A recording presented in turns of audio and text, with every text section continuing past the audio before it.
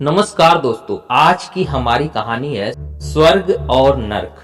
क्या आपको सच में लगता है कि स्वर्ग और नर्क जैसी जगह है और जो वहां जाता है उसके कर्मों के हिसाब से उसे वहां पर फल भुगतना पड़ता है? लेकिन दोस्तों, यकीन मानो, स्वर्ग और नर्क हमारी सोच से ही बनता है, क्योंकि भगवान ने दुनिया के सभी प्राणियों और मनुष्यों को सब बराबर दिया है, क्योंकि भगवान के लिए तो सब एक बराबर है। तो चलिए सुनते हैं आज की इस कहानी को, जिसे सुनने के बाद आपका सोचने का तरीका थोड़ा बहुत जरूर बदल जाएगा।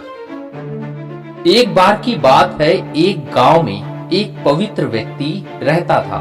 वो हमेशा स्वर्ग और नर्क के बारे में सोचता रहता था और हमेशा स्वर्ग और नर्क के बारे में जानने के लिए उत्सुक रहता था। एक दिन वह पवित्र व्यक्ति भगवान से मिला। जब वह भगवान से मिला तो उसने पूछा, प्रभु, क्या आप मुझे बता सकते हैं कि स्वर्ग और नर्क कैसा है? तब भगवान मुस्कुराए और उस पवित्र व्यक्ति को अपने साथ दूसरी दुनिया में ले गए। वहां वे दो दरवाजे के सामने खड़े थे। भगवान ने उस पवित्र व्यक्ति को जाने के लिए कहा और प्रत्येक दरवाजे के अंदर खुद जाकर देखने के लिए कहा। पवित्र व्यक्ति ने जाकर पहला दरवाजा खोला। वहां पर उसने एक बड़ी सी गोल मेज देखी, जिसके चारों ओर लोग बैठे हुए थे।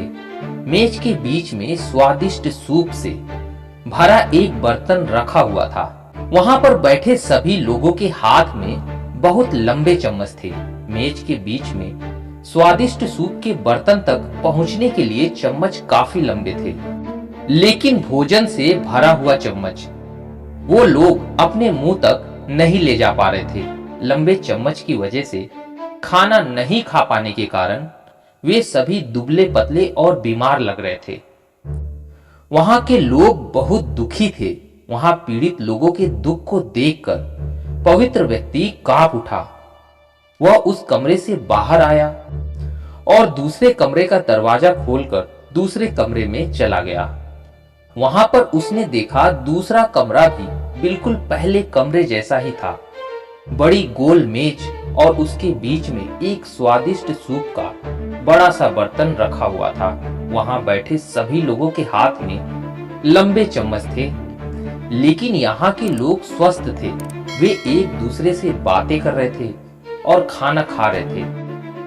पवित्र व्यक्ति यह देखकर बड़ा ही प्रसन्न हुआ और वह उस कमरे से बाहर आ गया।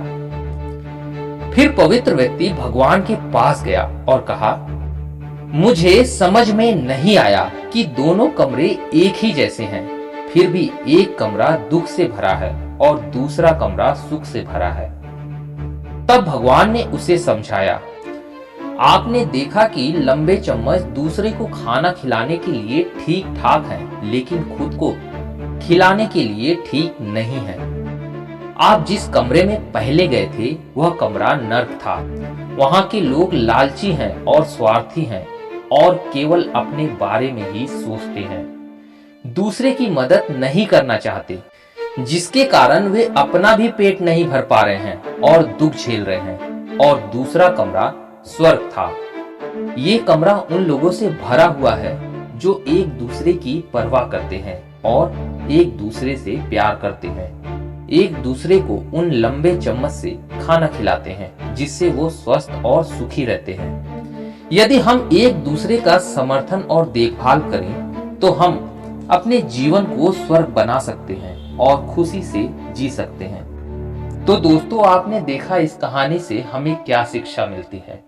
इस कहानी से हमें यही शिक्षा मिल रही है कि यदि हम समर्थ हैं तो हमें गरीब और जरूरतमंद व्यक्तियों की मदद करनी चाहिए।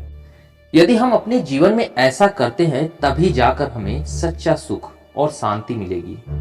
कई बार दोस्तों, आपने देखा होगा, कई बहुत सारे यूट्यूबर, ब्लॉगर और सोशल वर्कर्स हैं जो एक दूसरे की मदद करते हैं, गरीबों की मदद करते हैं, जरूरतमंदों की मदद करते हैं, जिससे उनको एक सच्ची शांति मिलती है, जिससे उनका जीवन इस धरती पर ही स्वर्ग जैसा हो गया है। तो यदि दोस्तों आपको मेरी बात पर यकीन नहीं आता है तो आप एक बार जरूर इस तरह से किसी की मदद करके देखिए। आपको सच्चा सुख और खुशी मिलेगी, आपको सच्चा सुख और खुशी का अनुभव होगा। उम्मीद है वीडियो आप लोग को पसंद आई हो दोस्तों। पसंद आई हो तो लाइक और सब्सक्राइब जरूर कीजिएगा। मिलते हैं अगली वीडियो में, तब तक के लिए धन्यवाद।